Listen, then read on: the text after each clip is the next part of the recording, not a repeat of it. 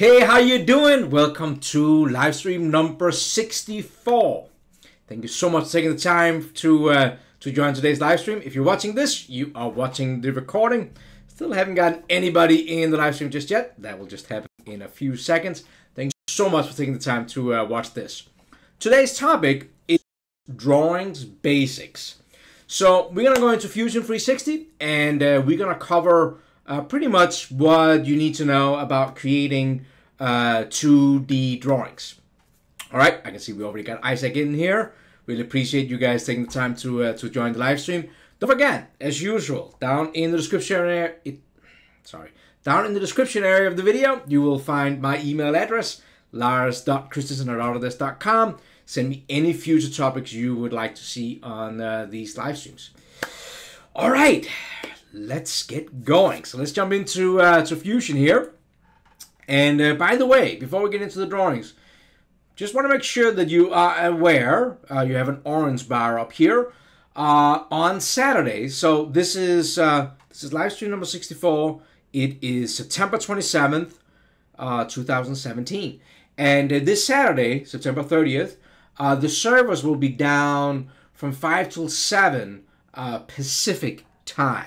You can still work local. Remember that you can work local, but you will not be able to upload to the clouds for those few hours. But it's a Saturday. Most people should not be working anyways. All right, let's get into some drawing basics here. So first of all, let's get a model. So I just thought I would go all the way back. So let's use this model here. So I am going to right click. And I'm going to copy that over to our live stream folder just to keep the original model. This is the one you can get if you're watching the videos, Absolute Beginner. You can download that data set. So let's copy that over. It's going to take a second for the servers to get up to date. All right, there it is. And let's open up that model and take a look at it. All right, so like I said, this is about 2D drawings. A lot of people have asked me to create this video covering kind of like what is in the 2D package of Fusion 360. And I picked this model because it's kind of an assembly. And I hope some of you guys have already went through and actually modeled it up. So in here, we have our model. And there's a couple of things I want to show you about this. So if we go down in the drop down, we go to drawings, you will see that there is two different versions. You can go from a design or you can go from an animation. Now in a previous live stream we covered how to use our animations, but what we can do with animations with 2D drawings is we can create that exploded view that you many times want if it is an assembly. And I'm going to start with that just because I think it makes the most sense. So you have an assembly, you have a couple of different components in there, and you kind of like want to show them how they're put together. So let's go into animation workspace for this. Now, if you remember from our live stream about animations, this is not really rocket science. Just remember, you have this time line down here, and you need to know that if this timeline is out here and you start moving things around, many times you're kind of like trying to place things, you will see that when I let go, I actually capture that view, and if I hit the play button, you will actually see that I just made that. So that's kind of live down here. Now the way you get around that, let me just hit it and hit delete on my keyboard, move it over here in the red area. I don't know what that icon is supposed to show, like a red cupcake. I don't know what it is. And now you can rotate it all you want and nothing gets captured in here. So I think that's probably pretty important.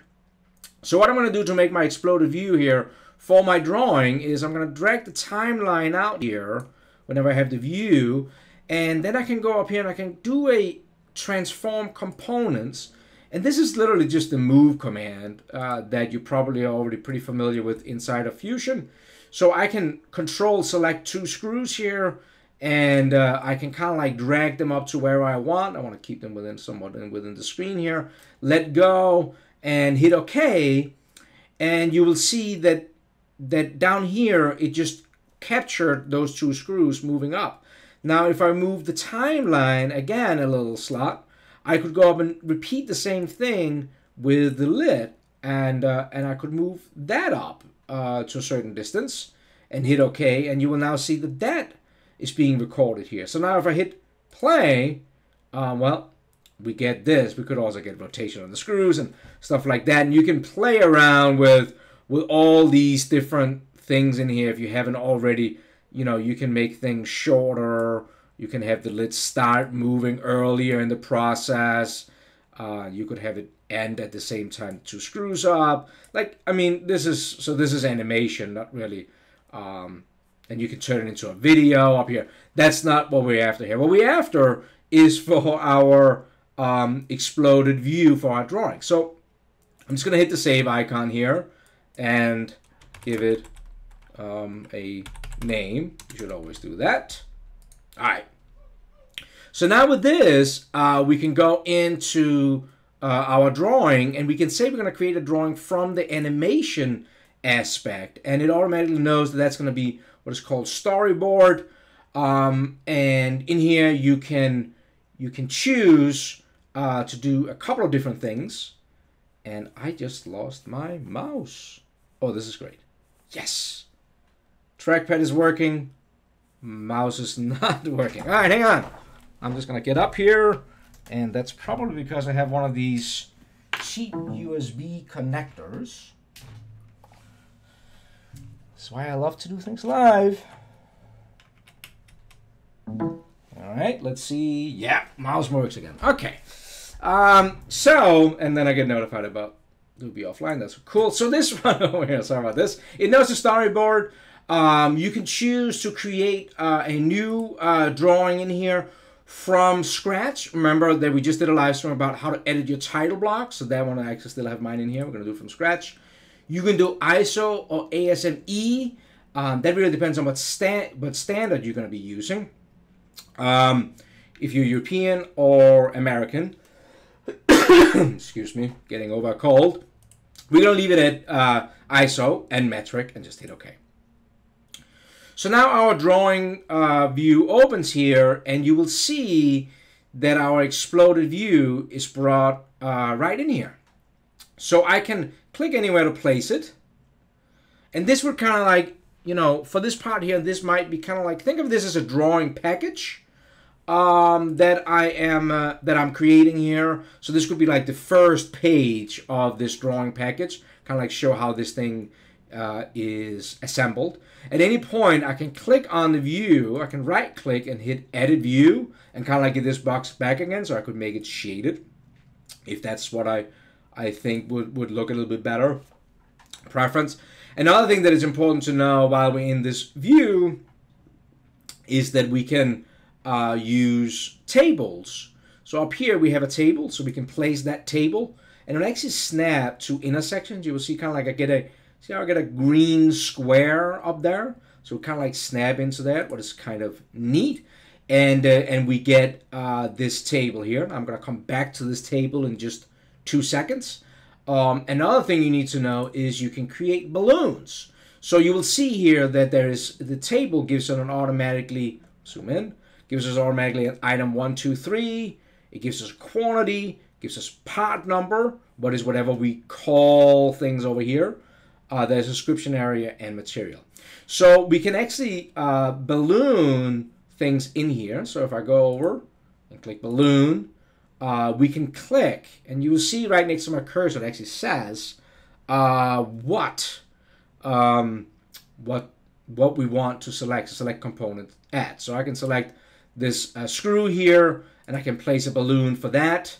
I can select that one, or maybe that one too, the lid, and the box itself, and I get these different balloons that are the same as what is up in the description area. So number 3, so item number 3 is the screws, 2 is the lid, and 1 is the box. So that's perfect. But be aware of that there's a couple of other things you can do up here.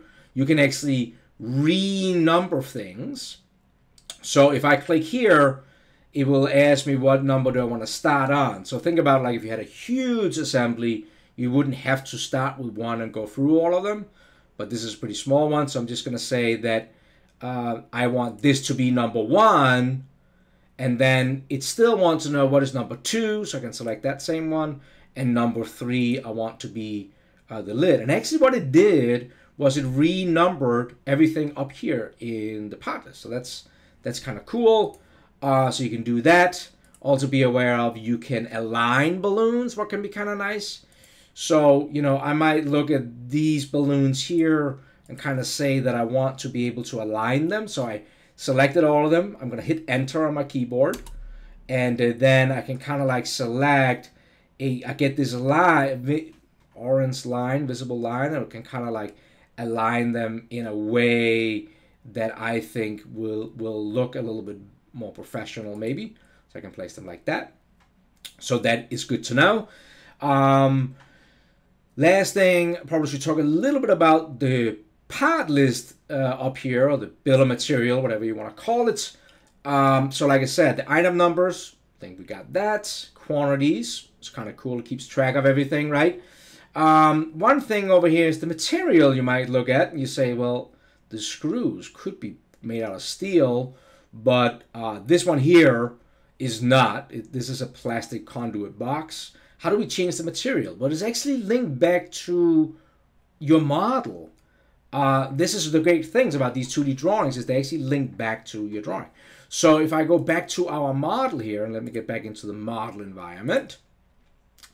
If I right click on the box here and I go down, you will see that we've already been inside of appearances, but there's actually something called physical material. And if you click on that one, you might think that you are in the appearance dialog box. It looks similar, but this actually has signed to the material. So if I go in here to plastic, I can assign material to different components. So maybe ABS plastics. I'm not sure if that's actually what this conduit box is made out of. It might actually be something else, but whatever. So when I click here, if I save this, and again, I always recommend that you're adding this kind of stuff. So version description, changed material. So the steel is material. I can't talk and type at the same time. The steel is default inside of Fusion. But when I go back to the drawing, does my mouse work? Okay, again here. Oh, it's just saving the version. It gives me a chance to get a glass of water. All right, I clicked a couple of times, so now I probably just made Fusion. All right, there we go. When you go to your drawing, are you kidding me? This mouse, my mouse is not happy with me. Well, that's something to look into.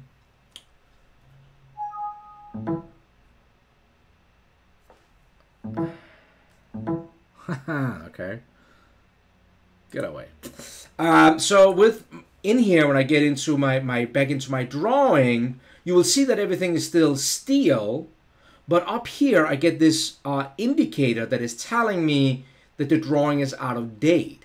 So it knows that we saved to version 3 adding the material. So if I click on this little one, you will see that everything updates, including my view, and now we got that ABS plastic.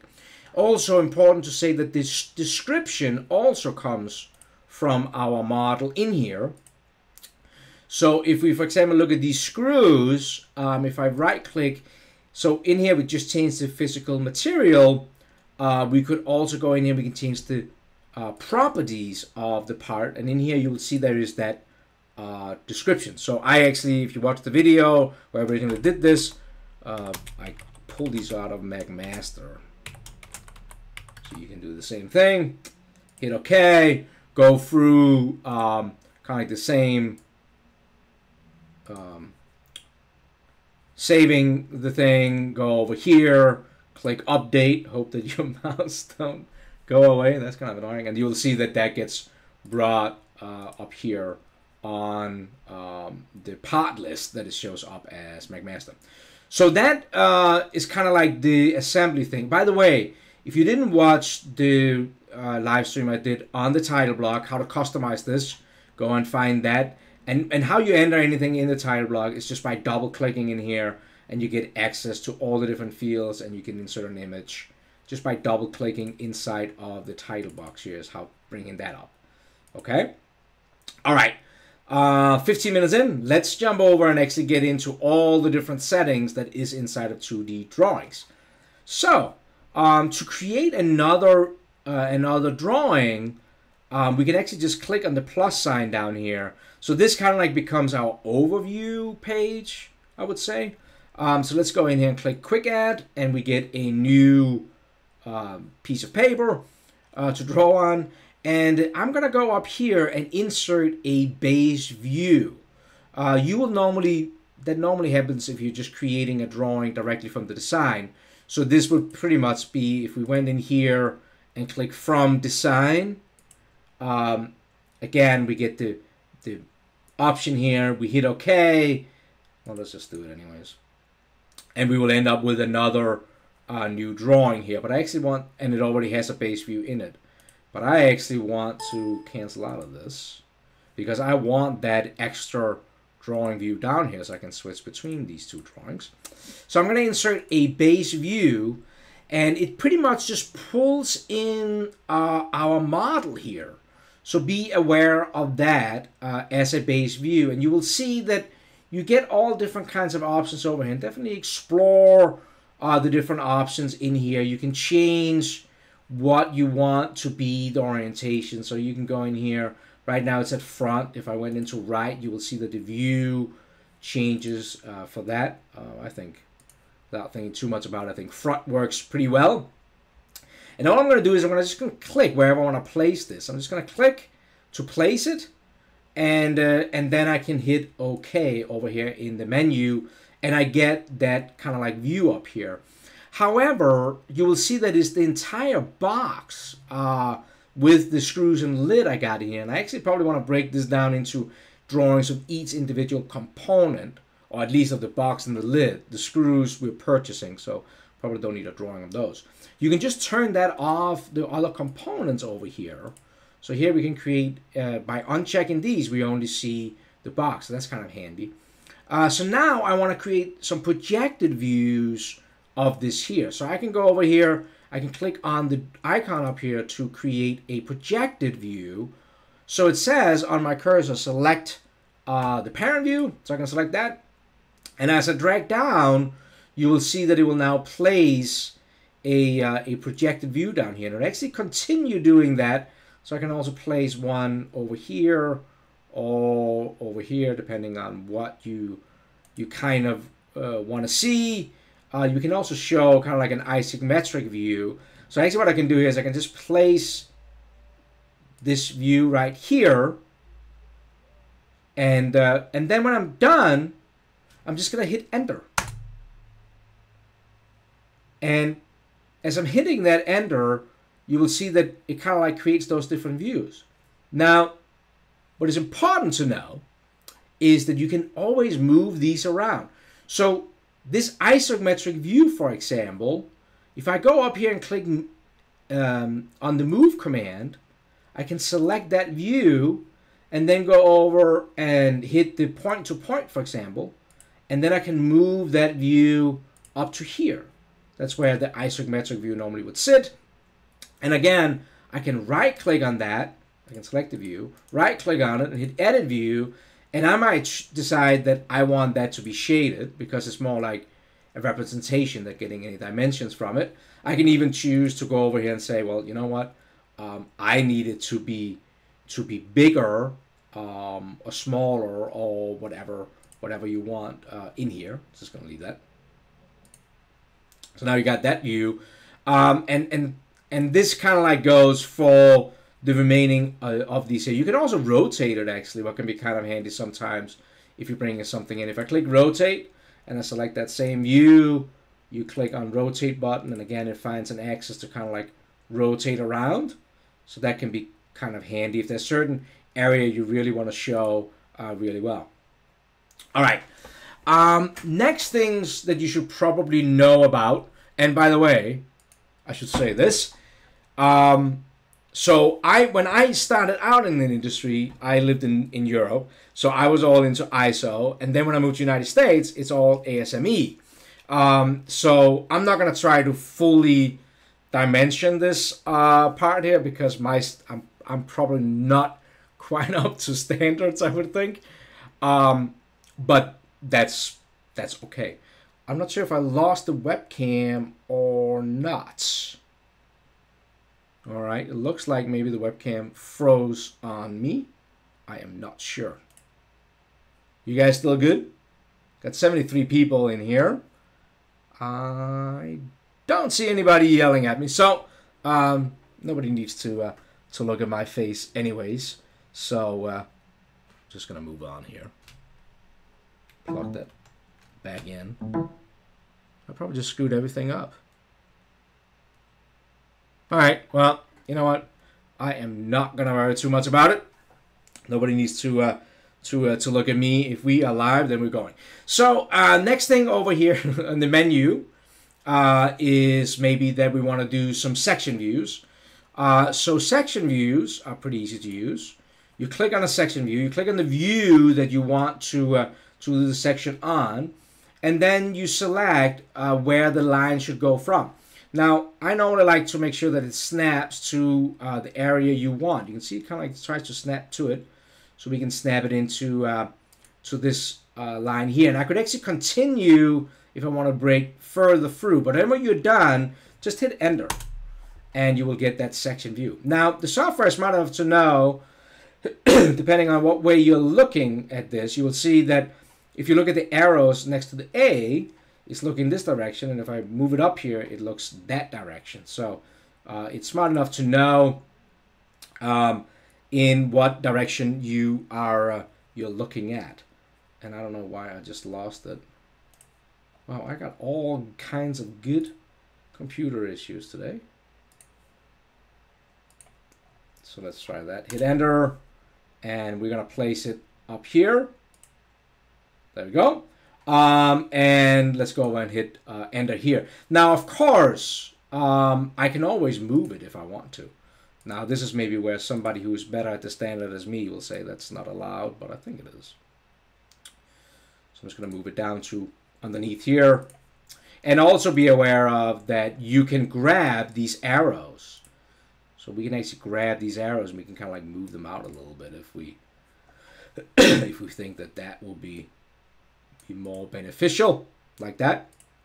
So just be aware of that. All right, so that's important. You can also do detail view, but of course it is a nice thing too. Click on detail view, and you can select the view you want to do a detail view on, and you can kind of like create an arc around that, and you can place a detail view out on your screen here. I see we, excuse me, might not have the best video working. I'm sorry about that. So we get a detail view out here. We definitely don't get my face back on the video. Now, the next thing, so we kind of like went through started over here, base view, projected views. We did our section view. What is this down here? Detail view, what you can create over here. Over here, you can do different center lines. So we can actually go in here, click on this center line here, and we can display by clicking on this edge and this edge that we have a center line through here. We can also click on the next one here to do center marks. So, for example, in this view up here, we might want a center mark to go through that. That's important to know. The third option over here is edge extension, what can be really nice. So what that is if you have a radius here, you want to dimension to the intersection, you can select two edges and it will create edges for your dimension to go to. So that is important. I'm going to skip the dimension just for 1 second and talk a little bit about, we can add text over here. So hit text and you can place a note somewhere. So you just click and you kind of like say what area you want the note to be in. And many times these type of drawings have like specific notes in them. So for example, break all edges, maybe leave or consider if it's going to be anodized or powder coated or something like that. So this is the notes you can add. You can do the text font and all that stuff over here. That's good to know. You will also see that you can add text with leaders, or kind of like can be nice on, like if you're looking at these holes here, can place the text out here, and we maybe say that that's an M3 by, and then you know I would probably do some kind of a text, and you can either do depth or also be aware of that there is actually symbols you can add in here. So all these symbols, so you can say depth here. That many times you'll see that on drawings too. So now we kind of like have that depth showing up there. So that's happening over here. These symbols over here has to do with either a surface finish. We can give you a V for that. You can also add like datums. So this is called GD and T. We talked a little bit about that in the live stream where we did we talked about tolerances and how to add clearances and things like that. So be aware that those are in there. So you can add a symbol. You can select an edge here, move over, and when you hit enter, you kind of like get this option to add the different GD and T. If you're familiar with that, you can add that kind of stuff in here and add GD and T in here. So just be a note of that. All right, let's wrap this up with the two last things you need to know about. And I maybe have a bad connection, maybe not. We might redo this live stream. But we are going to go into the dimensions in here. And dimensions and printing out. We're going to talk about that. So dimensions, you have smart dimensions or whatever you want to call it in here. And this works pretty much like you would inside of working with, you know, inside of sketches. Now, a couple of things I got to point out, though, that is important if I just hit escape here. First of all, you can click on here and you can move these up and down. You can also grab the leader here and move that around or whatever you want to place it. Now, got a couple of questions about this. One is the overall decimal places after the factor. You can actually control that down here in the annotation settings. So if you go in here, you have a linear precision, and you can actually change that to kind of like whatever you want to do. Or you can double click on the dimension itself, and you can change it in here if you want to for that specific dimensions. You can add alternative units, so you can get the inches in there if you wanted to. You can add symbols like we talked about. You can add tolerances in here too. So, you know, again, this is something we talked a little bit about in the whole clearances and tolerance live stream we did a while back. So all that stuff is important to know is in there. Also, maybe this is a good view up here. I'm a big fan whenever I am doing dimensions or drawings is to use the ordinate dimensions. What that means is if you click on this, you will first place kind of like your 0. And then from that point on, I should have placed it on the other side, you can place all the dimensions that kind of comes from that 0. So you will see how it's kind of like adding all these different dimensions in here for us to kind of add in here. So you can do that, and you can also select them all. You can line them all up. The only other one I think, you'll see there's different ones in here. The other one that I think is worth is you can actually add a dimension break too. So you see how these two dimensions kind of like are crossing over each other. Should probably rearrange them a little bit. I could start grabbing, you know, this dimension up here, and I could move that one up a little bit. So that will let me kind of like move these around like this.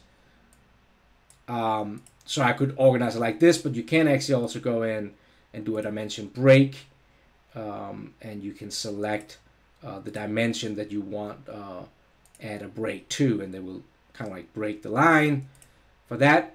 Other dimension that I like to favor is the baseline dimension. What that really does is just you place a based dimension, and then everything kind of like the same way gets added from that. So if we're selecting this 28 here, then everything is kind of like coming from that. Now it's going to be a mess, but it's going to come from that basic dimension in there. So it's kind of like adding from the 28 to the 39 to the 63. And now, of course, I got text that is all placed on top of each other. But I think you get what I'm saying. And don't forget, you can always move these around and work with these different dimensions like that.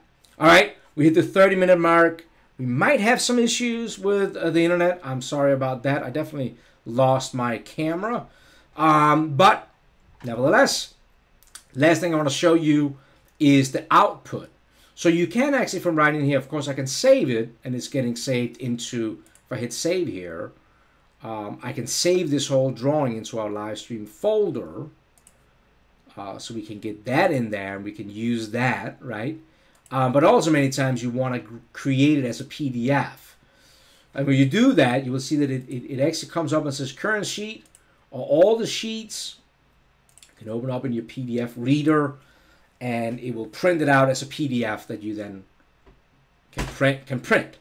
The last thing also, knowing in here that you can put in the DWG in here to post it out as that.